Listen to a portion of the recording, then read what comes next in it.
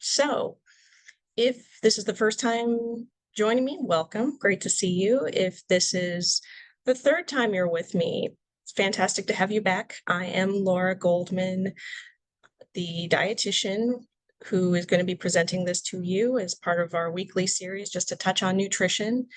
And hopefully we can have, again, at the very end of this brief presentation, a bit of an exchange and ideas or answer any questions that you might have.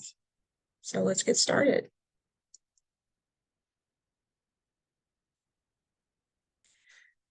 So again, if you're joining me again, then you'll know that I'd like to start out most of these presentations with a reminder that the quality of your calories matter. When we're looking for the foods to choose, the best ones are going to be higher quality. And so that's why I want to emphasize certain parts of the nutrients. We've talked about protein. Now we're moving on to things that might not really have calories, but foods that do have calories will tend to have maybe some fluid or maybe some fiber in it. So what will we cover today? Well, first of all, why is it important to get in enough fluid and fiber, and what are the benefits? Also, there are different types of fiber. How much are we looking to get in per day, where you can find it? And also fluids. How much do we really need to drink? What counts as a fluid? And how do we avoid boredom with water? Because I've heard that complaint very frequently, and that's understandable. Also, are there any fluids that are necessary to avoid? So the benefits, generally speaking, for everyone, fiber is good for gastrointestinal health. It can help lower cholesterol. It can help manage your blood sugars, and it's associated with a lower risk of heart disease. In terms of hydration, it keeps the body functioning properly. It helps with your immune system, and it helps move the nutrients that you're taking in to your cells. It helps maintain your body temperature, on and on and on. We can see that it's very important. So now when we're on weight loss medications, maybe you're having some gastrointestinal side effects. It's been shown that fluids and fiber getting in enough can help prevent or manage some of these symptoms, such as nausea and constipation. So the extra focus on fluids and fiber is important when your food and beverage intake might be lower. Also, weight loss medications can sometimes decrease your feelings of thirst, even if you do need more fluid. So it's important to be mindful of that. I should also mention that dehydration in general can contribute to feelings of nausea. And if you're not getting in enough fiber and you're dealing with constipation, that extra pressure on your abdomen can also maybe lessen your appetite or cause nausea. So it's, again, one of those important things to pay attention to. So defining fiber. Basically, it's a type of carbohydrate. So if you look at the food, if you look at the food nutrition facts on a label, on the food you buy, you'll see it listed under carbohydrates, but it's not really a caloric type of carbohydrate where people talk about, oh, I've eaten so many carbs, this is empty carbohydrates. No. Fiber doesn't contribute to calories, but it is considered a carbohydrate if we want to get sciencey about it. But our bodies don't digest it. It goes through us. And there are two general types. You might hear some other definitions of fiber. Some people talk about viscous, non-viscous, fermentable, etc.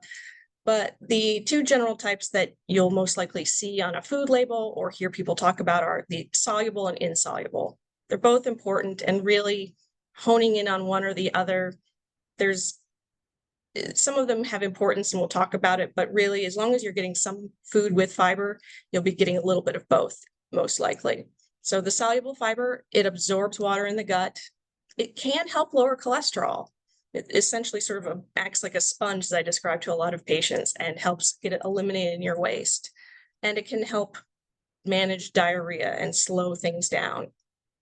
Insoluble passes through the digestive system generally unchanged, and it adds bulk to stools, preventing constipation. So there's a little bit of that insoluble, soluble. They work together, but they also sort of manage from different sides.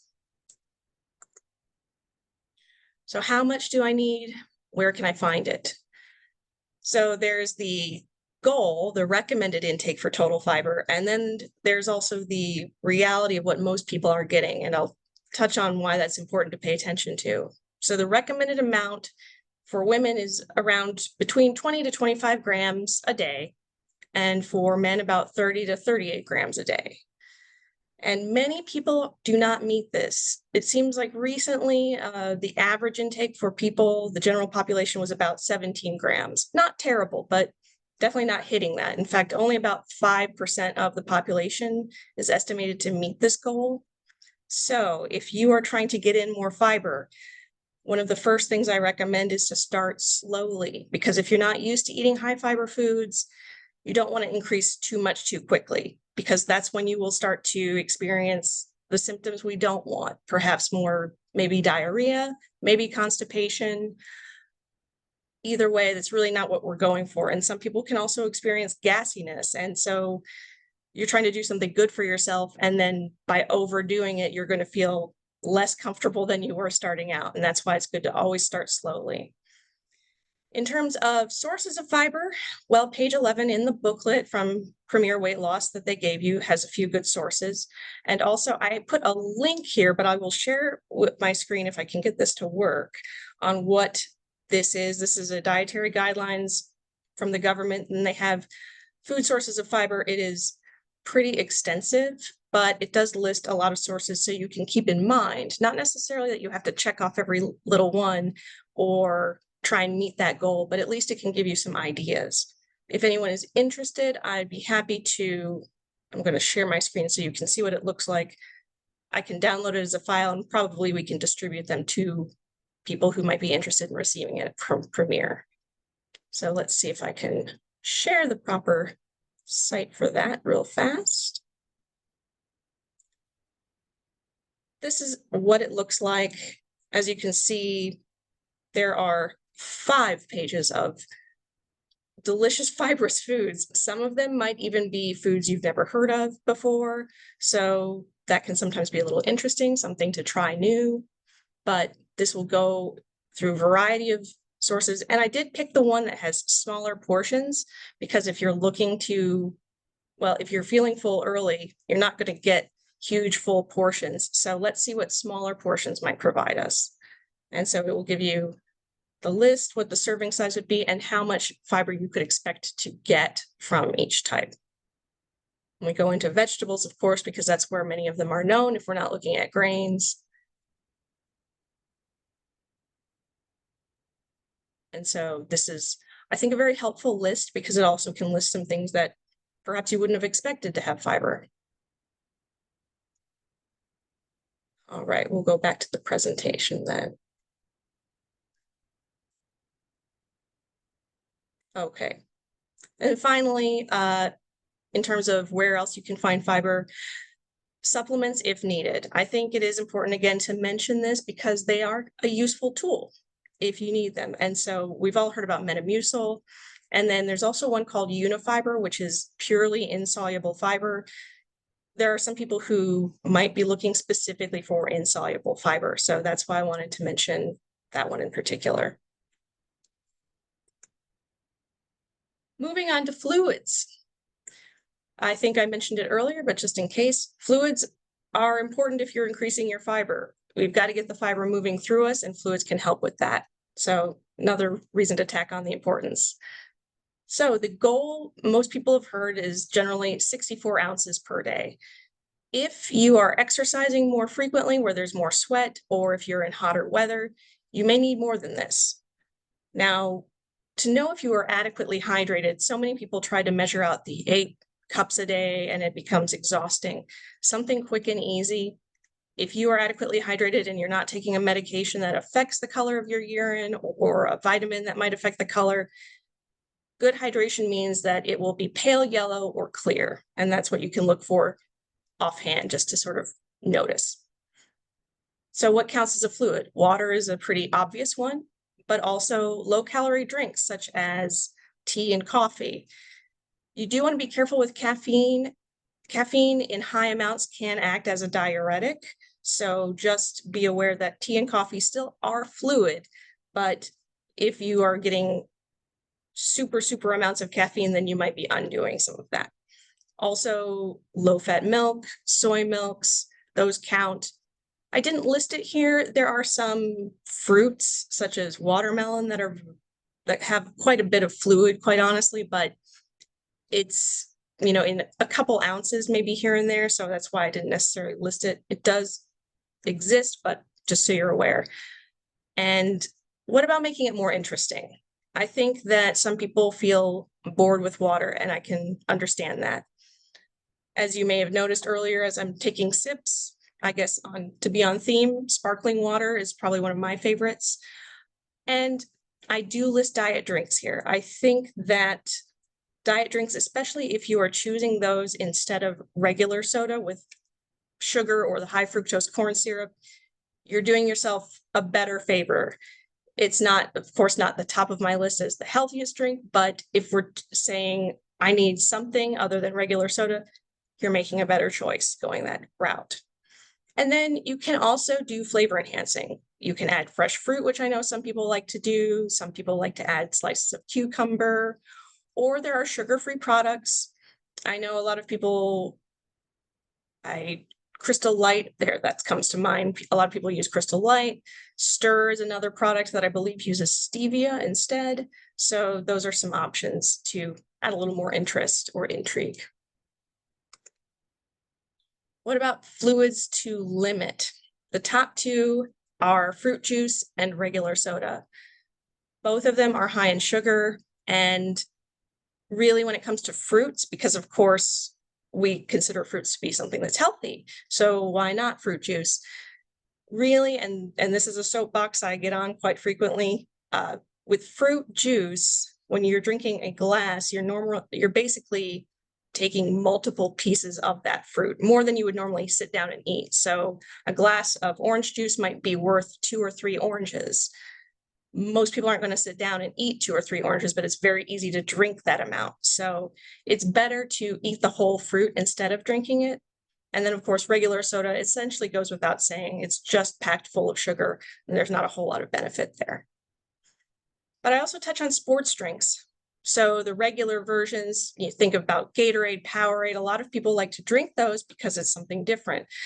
They are high in sugar, and unless you are doing something where you are sweating quite a bit, I put this as exceptions, where you're losing a lot of fluids, or if you are sick, if you are having a lot of diarrhea, those would be cases where those sports drinks, the regular ones with sugar, are actually beneficial to a degree. But otherwise, if you just like the flavor, opting for sugar-free versions, other than in those exceptions, would be the better choice. In terms of alcohol, essentially there's no healthy level of alcohol consumption for anybody. And again, it is a type of beverage that can act like a diuretic in your body, thus dehydrating you more. That doesn't mean that there aren't exceptions to drinking alcohol occasionally, but it's not something that you would want to consider as a fluid. And again, caffeine, I know I touched on this on the previous slide, but in higher amounts, it can act like a diuretic and again, undo what we're trying to achieve. So wrapping up on fiber and fluids, they are 2 vital components of a healthy diet. And in the face of weight loss medications, I feel like they carry a little more importance in terms of, oh yes, I've got to remember that. We all can do a little bit better with fluids and fiber, I think, myself included. But especially if we're trying to use these medicines and maximize the benefit, it's always good to think about these. Fiber, of course, you can find in plant-based sources, and if needed, there are supplements that exist for that. And then finally, with fluids, you can stay hydrated with water, as well as other low-calorie or nutrient-dense options, not calorie-dense options. And of course, now we're at the Q&A time, so I wanted to make sure I gave you enough time for that, and I will see if I can stop sharing so I can make sure I don't miss anybody's questions here.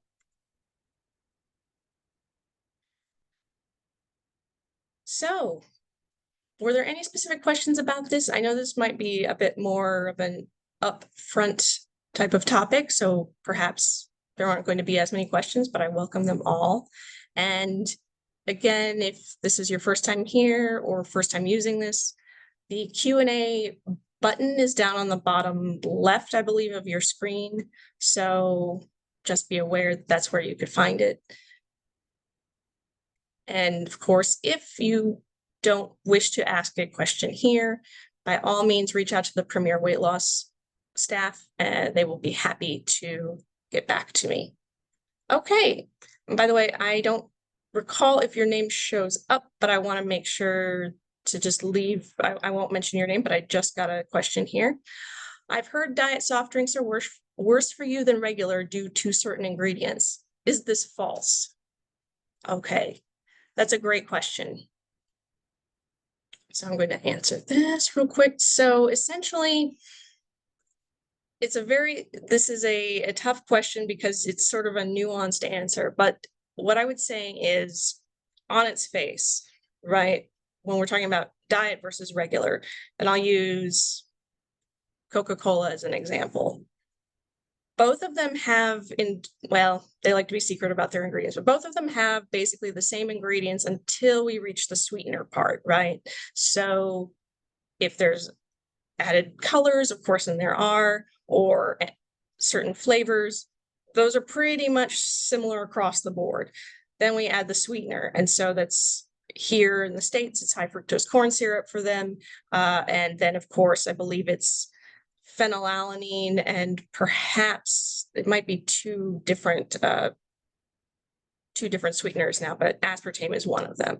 So you are looking at multiple teaspoons of sugar versus none. And so what happens there is that's going to be, in terms of most people, the better choice in that case will be the diet soda because it's the lesser in those aspects. That being said, I talked a little bit about sweeteners, artificial sweeteners last week, and so I think I'll mention it again, and this actually is a good topic that I think I'll turn into a full conversation, one of these presentations. But basically, there's no solid evidence that artificial sweeteners are harmful at this point. There are studies out there that will say, well, this animal developed a cancer, but with the doses that they were giving them, we would have to have so much that it's almost unrealistic in that case. So that being said, as a dietitian, for me, I prefer stevia or I prefer monk fruit for an artificial sweetener. But if given the choice between a regular soda or a diet, I will pick the diet. So I hope that helps. But it is an excellent topic and worth discussing further.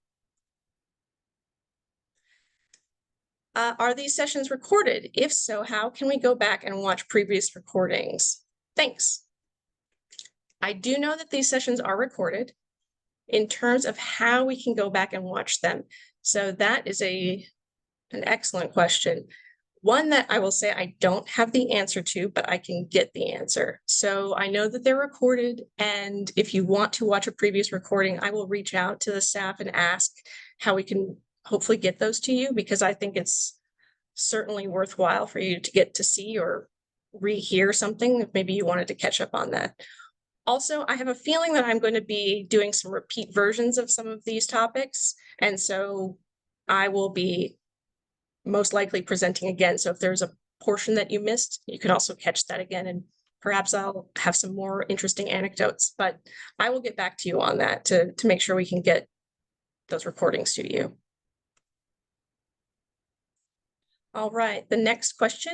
I know that sometimes too much fiber can either cause diarrhea or constipation, depending on the person and other factors. How do we navigate that?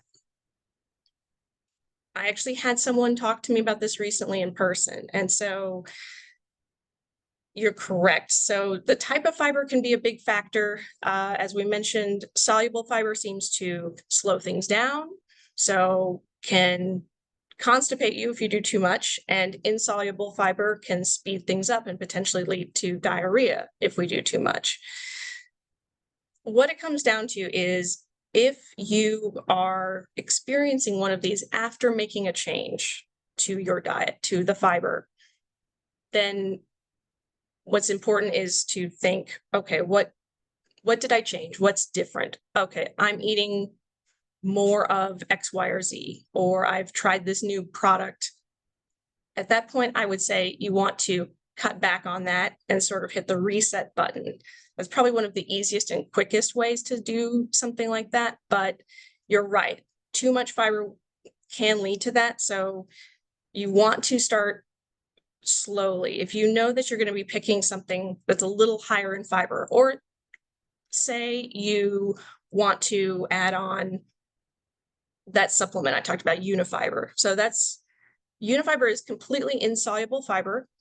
And so that would be something that if you're thinking, oh, I just need to get things moving a little more, and then you take it and everything moves just way too quickly. Well, we know that that was the factor that was affecting you. So just cut back or do slower. But if you are still struggling with diarrhea or constipation, and it seems that you are racking your brain trying to figure that out, that it would be a time that you could reach out to the Premier Weight Loss team. They can reach out to me, and we can look a little more pointedly at maybe some specific factors. I hope that answered your question. If you need more details, please let us know.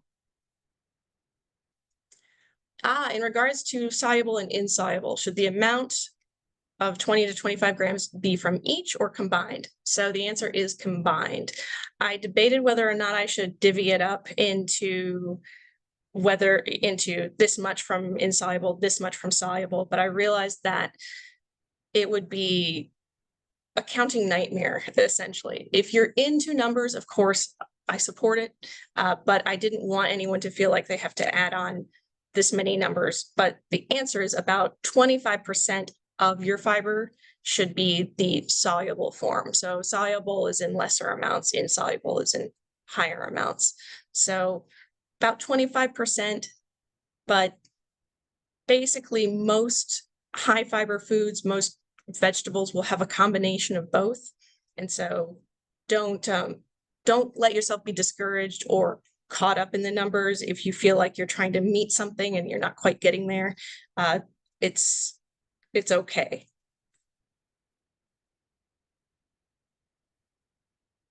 Oh, and it looks like this is not a question, a statement. I did see, quote, archived webinars when I checked the site yesterday. Well, that's great information.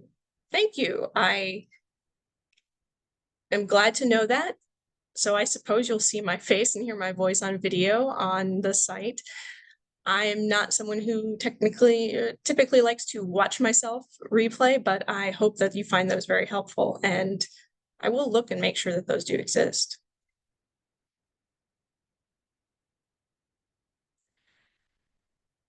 And so those were some really great questions. Thank you so much. And again, if I didn't answer anything quite to your satisfaction here, because I know I want to speak as general, but also touch on your concerns as I can, or if you would like to even have a spirited debate, say, because if you ask a different dietitian the same question, you're going to get a different answer. Not on everything, but we might tweak it a little bit. So I'm happy to discuss any and all of these in further detail.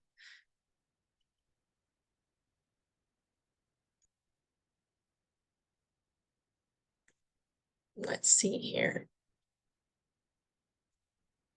Going to get a check on the time. So we're almost at the 12:30 mark. And I know, again, some people might be on lunch break, so this might be perfect timing. And I know we would be interested in your feedback as to whether or not middle of the day or evening presentations are preferred in terms of just convenience for people's schedules. I would certainly be interested to know too. We wanted to try and make sure that we were available on different days and different times so that we can try and meet everyone's needs.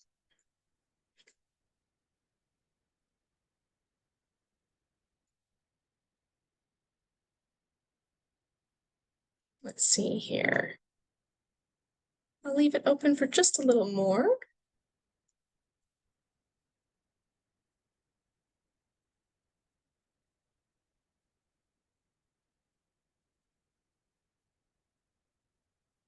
And again, I think these are all very great questions. Every single week, people have had excellent questions. Oh, thank you so much. I just got the thank you. These are always helpful. Oh, thank you. I really appreciate it. This is an area I've become pretty passionate about, pretty interested about. I think these topics are always worthwhile and worth discussing. And when I know that the people who are tuning in are interested, then that gets me even more excited because we're all here voluntarily. And so I'm happy to help out. You're very welcome. And if you ever think of topics that you'd like to hear about in the future, by all means, let us know, because I think I have a few decent ones, but I love to hear people's suggestions too.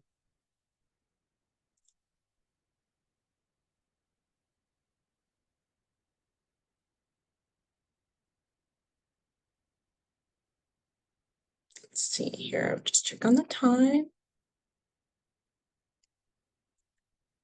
We are just short of 12:30, so I imagine this is a pretty good lunch amount. So I will probably end this here. But again, if there's anything that wasn't answered or you're curious, please reach out to us and we will be in touch. And of course, if anybody's still wondering, I have gotten back about the Bloom Nutrition Supplement. And so I've put together my thoughts and hopefully we'll get that sent out in an email as well. But thank you again, everyone, for attending. And I hope you have a wonderful, relatively warm day. Stay safe. And I hope to see you next week. Bye, everyone.